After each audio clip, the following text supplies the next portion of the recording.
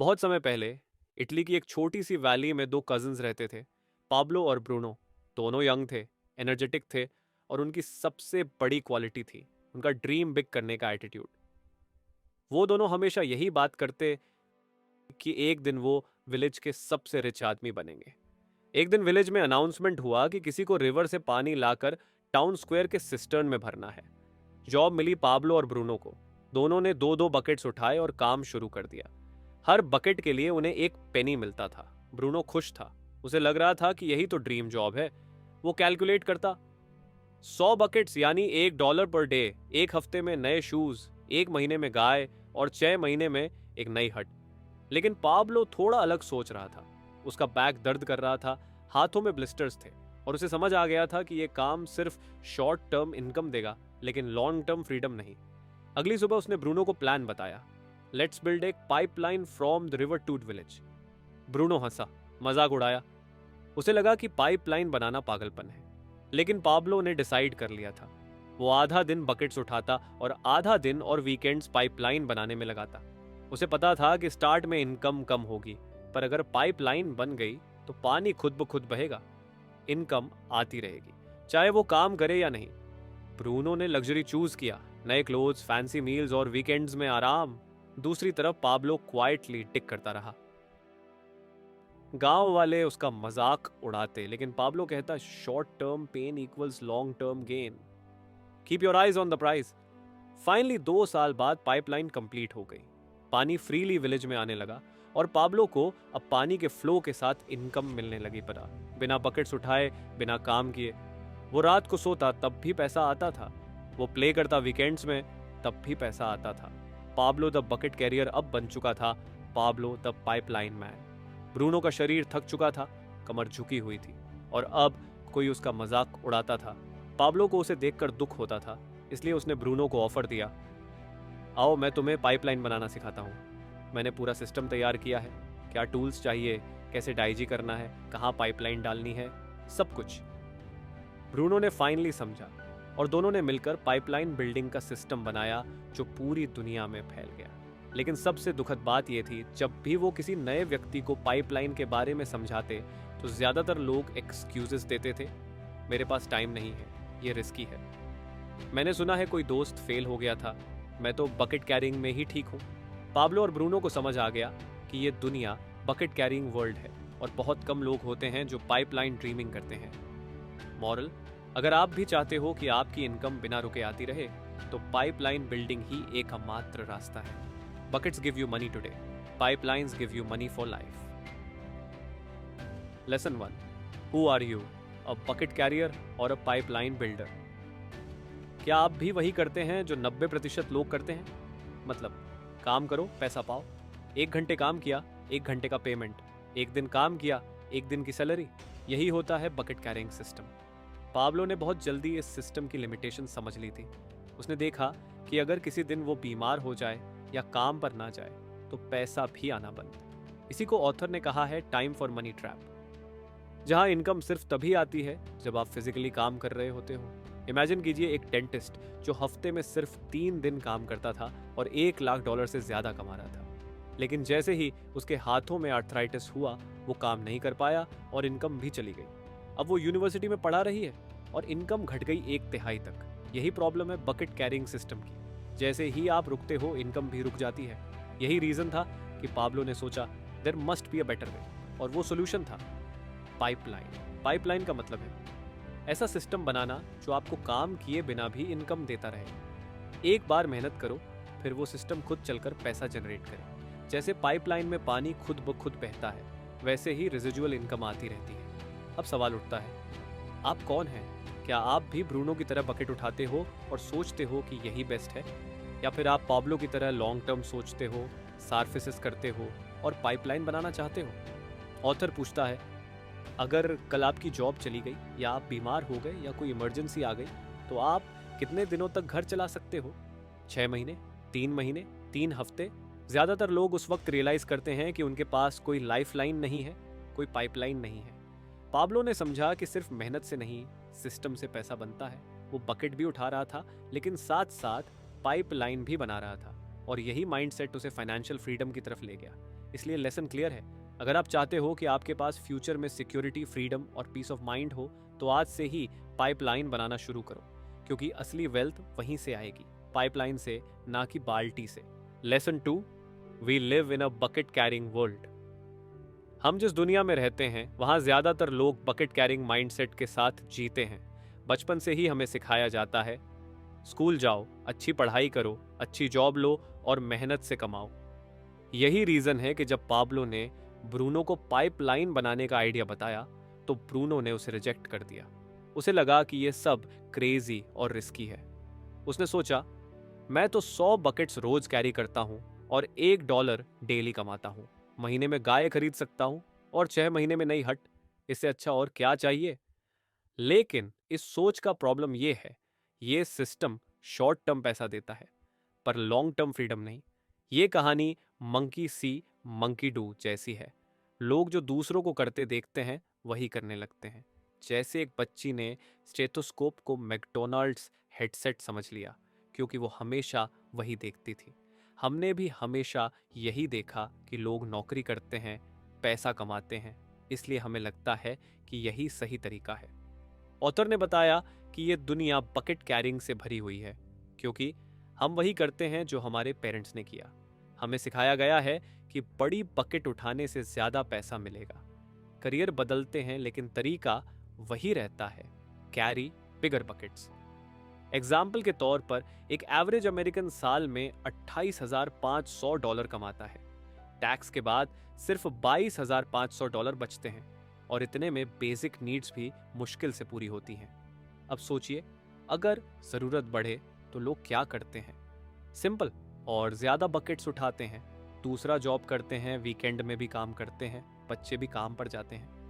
Author ने बताया कि आज अमेरिका में लोग दुनिया में सबसे ज्यादा आवर्स काम करते हैं, फिर भी फाइनेंशियल स्ट्रेस में हैं। और जो लोग ज्यादा कमाते हैं, वो जैसे डॉक्टर्स, लॉयर्स में, वो भी सेफ नहीं हैं। उनके खर्च भी उतने ही ज्यादा होते हैं, बड़ी गाड़ी, महंगे स्कूल्स, वेकेशंस और लग्जरी लाइफस्टाइल, इनकम ज्यादा, लेकिन सेविंग्स ऑलमोस्ट जीरो। इसीलिए बकेट चाहे बड़ी हो या छोटी, रिस्क वही है। अगर आप काम नहीं कर पाए, पैसा आना बंद। ऑथर ने रेफरेंस दिया the millionaire next door book का, जहां यह बताया गया कि वेल्थ बनाने के लिए इंटेलिजेंस या लक की जरूरत नहीं होती, बल्कि चाहिए हार्ड वर्क, प्लानिंग, कंसिस्टेंसी और सबसे ज्यादा से सेल्फ डिसिप्लिन। कंक्लूजन ये है, बिग बकेट्स भी एक दिन सूख जाते हैं, लेकिन पाइपलाइंस एक बार बन जाएं तो वो खुद पैसा लाती रहती है। तो फिर सवाल वही है, क्या आप भी सिर्फ बड़ी बाल्टी उठाना चाहते हैं या फिर पाइपलाइन बनाकर एक दिन खुद को फ्री करना चाहते हैं? Lesson 3, the power of the pipeline. Pablo जानता था कि पाइपलाइन बनाना आसान नहीं है। उसे मालूम था कि उसे दिन का एक हिस्सा बकेट्स उठाने में लगाना होगा और बाकी समय पाइपलाइन बनाने में। जमीन रॉकी थी, काम फिजिकली हार्ड था और इनकम भी पहले से कम हो गई थी लेकिन फिर भी उसने काम शुरू किया क्योंकि उसे पता था कि फ्यूचर में वो फ्री होगा। इस चैप्टर में author 2 real life stories compare करता है। एक है डैरल स्ट्रॉबेरी और दूसरी मार्गरेट ओ'डॉनल। डैरल स्ट्रॉबेरी एक फेमस बेसबॉल प्लेयर था जिसने अपनी लाइफ में 50 से 1 करोड़ तक कमाए, लेकिन उसने कोई पाइपलाइन नहीं बनाई। सब पैसा खर्च कर दिया लेविश लाइफस्टाइल, डिवोर्सेस, ड्रग्स और अल्कोहल पर। आज उसकी हालत यह है कि ना इनकम है ना सेविंग्स। Biggest mistake? उसने सोचा कि उसकी बिग बकेट कभी खाली नहीं होगी। दूसरी तरफ मार्गरेट ओ'डॉनल एक स्कूल टीचर थी जिसकी सैलरी $10,000 से भी कम थी, लेकिन उसने रेगुलर इन्वेस्टमेंट किया, डिसिप्लिन से पाइपलाइन बनाई और जब वो मरी तो उसके पास $2 मिलियन थे जो उसने चैरिटीज को डोनेट कर दिए। इस कंपैरिजन से एक बात क्लियर होती है, बड़ी बकेट होना जरूरी नहीं है, जरूरी है पाइपलाइन माइंडसेट। मार्गरेट ने स्लोली स्मॉल सेविंग्स के जरिए जो वेल्थ बनाई, वो आज के हाई अर्नर्स के लिए भी एक सीख है। ऑथर कहता है कि डैरिल ने अगर अपनी इनकम का सिर्फ 10% भी वाइजली इन्वेस्ट किया होता तो आज उसके पास $20 मिलियन से ज्यादा की पाइपलाइन होती। लेसन, चाहे आपकी इनकम कम हो या ज्यादा, अगर आप आज पाइपलाइन बनाना शुरू नहीं करोगे तो फ्यूचर में फाइनेंशियल स्ट्रगल पक्का है। स्ट्रॉबेरी ने अपनी पूरी लाइफ बकेट्स उठाने में गुजार दी और जब थक गया तब सब कुछ खत्म हो गया। लेकिन मार्गरेट ने पहले ही पाइपलाइन बनानी शुरू कर दी थी, इसलिए जब उसकी बकेट सूख गई, पाइपलाइन ने उसे सपोर्ट किया। ऑथर कहता है, it's not the size of the bucket that matters, it's whether you build a pipeline और नॉट। तो अब सोचिए, क्या आप भी डैरियल की तरह हर चीज खर्च कर रहे हैं, सोच कर कि इनकम हमेशा आती रहेगी, या फिर आप मार्गरेट की तरह आज थोड़ी मेहनत करके एक ऐसी पाइपलाइन बना रहे हैं जो कल आपकी जिंदगी को सुरक्षित करेगी। राइट टाइम अभी है पाइपलाइन शुरू करने का, क्योंकि एक बार पाइपलाइन बन गई तो वो बिना रुके बहती रहती है, चाहे आप काम कर रहे हो या ना कर रहे हो।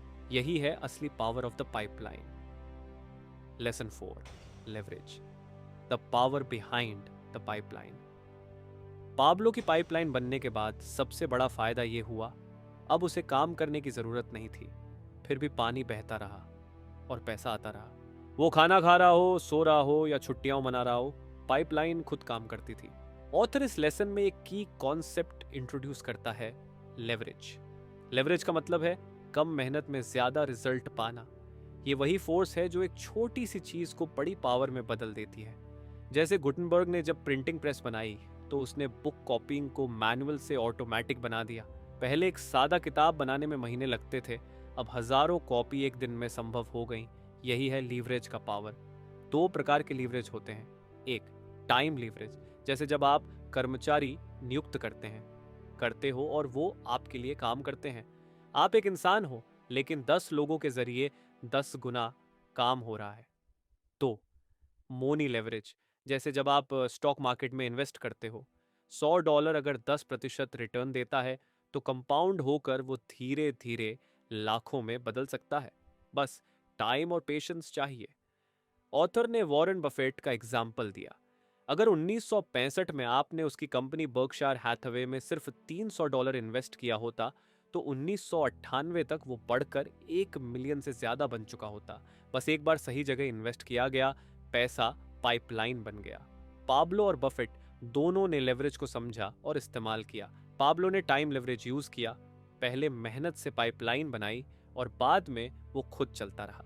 बफेट ने मनी लेवरेज यूज किया, एक बार इन्वेस्ट किया फिर कंपाउंड होने दिया। इसलिए अगर आप चाहते हो कि एक दिन ऐसा आए जब पैसा आपकी मेहनत से नहीं सिस्टम से आए, तो आपको भी लेवरेज सीखना होगा। पाइपलाइन बिल्डिंग बा लेवरेज का सही इस्तेमाल। ऑथर कहता है, do the work once, let the system work for you again and again. So आप डिसाइड कीजिए कि आप हर बार नई मेहनत करके पैसे कमाना चाहते हैं या एक बार स्मार्ट मेहनत करके ऐसा सिस्टम बनाना चाहते हैं जो आपके लिए काम करे हर दिन हर वक्त। लेवरेज ही है वो सीक्रेट इंग्रेडिएंट जो एक आम इंसान को फाइनेंशियल फ्रीडम तक ले जा सकता है, जल्दी, स्मार्टली और permanently. Lesson 5, money leverage, the palm beach pipeline. इस लेसन में ऑथर एक एंशिएंट स्टोरी बताता है, एक चाइनीज एम्परर और चेस गेम के इन्वेंटर की कहानी। इन्वेंटर ने रिवॉर्ड में सिर्फ 1 ग्रेन ऑफ राइस मांगा, लेकिन चेस बोर्ड के हर अगले स्क्वायर पर उसे डबल करने की बात रखी। पहले तो सब हंसे, 1, 2, 4, 8, लेकिन जैसे जैसे स्क्वायर्स बढ़ते गए, ग्रेन्स की क्वांटिटी इतनी ज्यादा हो गई कि पूरे देश का राइस भी कम पड़ गया। यही है डबलिंग कॉन्सेप्ट और ऑथर इसे कहते हैं the 8th wonder of the world. जैसा आइंस्टाइन ने कहा था, ऑथर इस कॉन्सेप्ट को अप्लाई करता है मनी पर। पाल्म बीच के रिच लोग पाइपलाइन इसीलिए बना पाते हैं क्योंकि वो अपने पैसे को कंपाउंड होने देते हैं, यानी मनी को टाइम और इंटरेस्ट के साथ ग्रो होने देते हैं। ये लोग काम नहीं करते, बल्कि पैसा उनके लिए काम करता है। अब सवाल उठता है, कॉमन लोग क्या करें? ऑथर माइकल सर्ल्स की बुक किड्स एंड मनी का एग्जाम्पल देता है।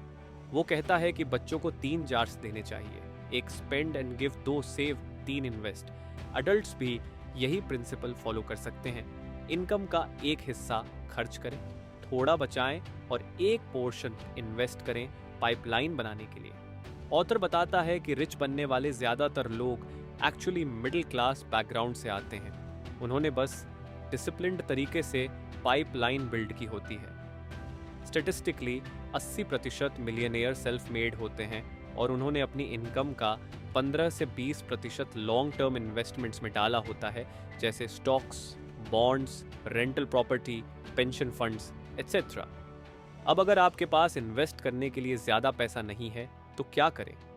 आंसर है, आपके पास टाइम है।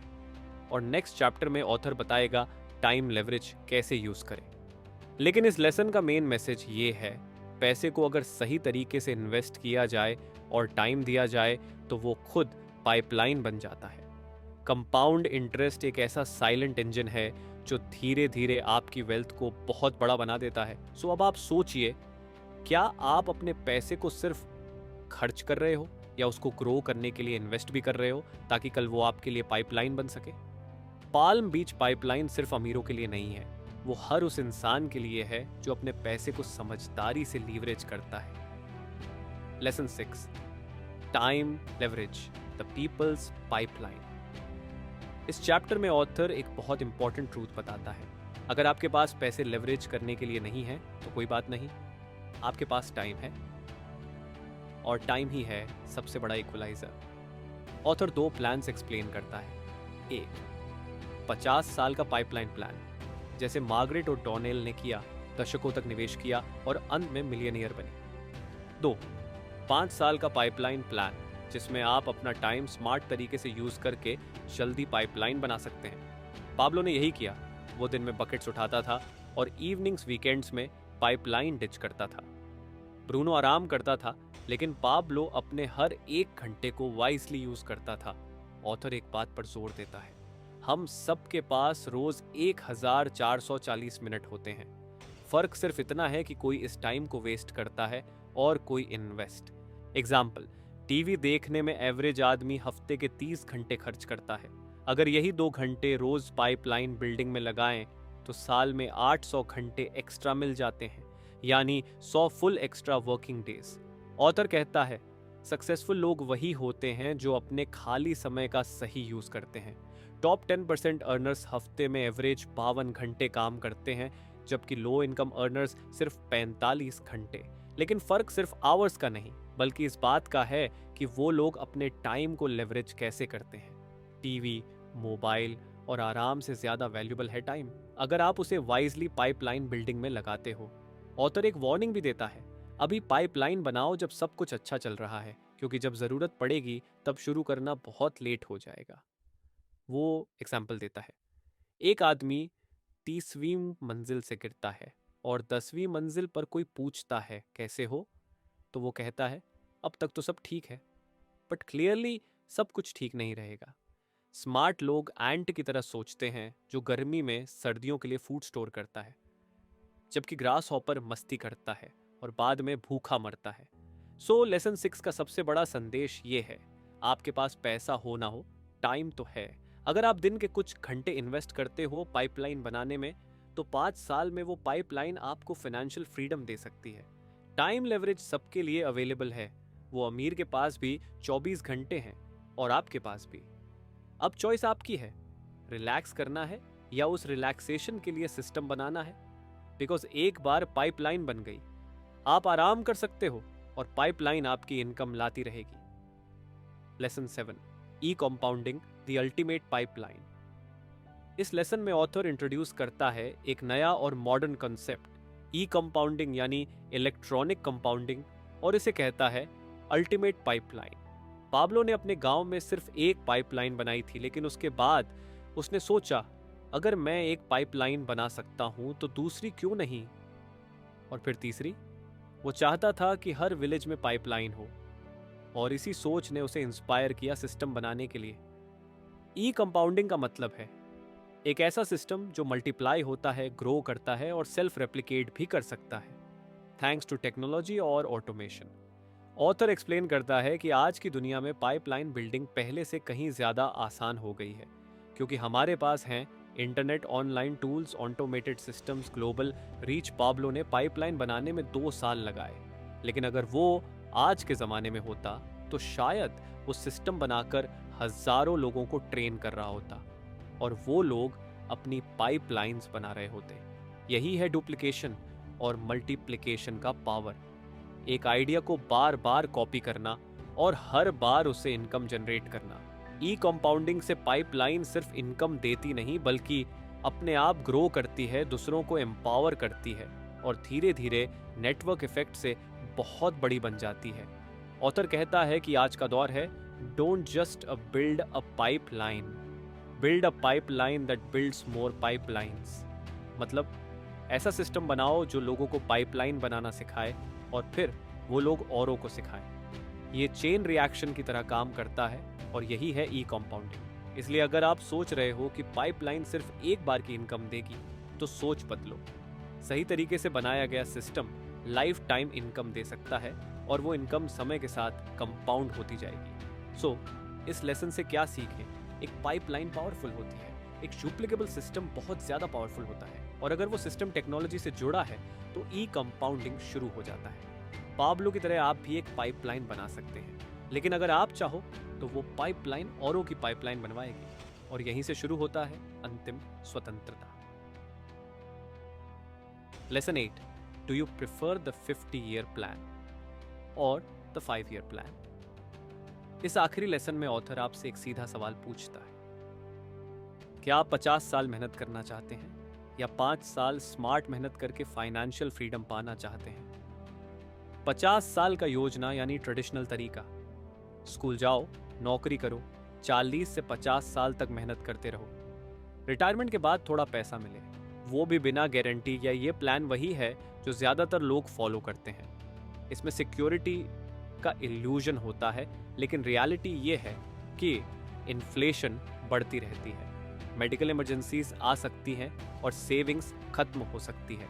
दूसरी तरफ ऑथर बताता है 5 साल का प्लान, जहां आप आज थोड़ा समय और प्रयास निवेश करते हो, पाइपलाइन बनाते हो और 5 साल में ऐसी इनकम क्रिएट करते हो जो रेजिजुअल और ऑनगोइंग होती है।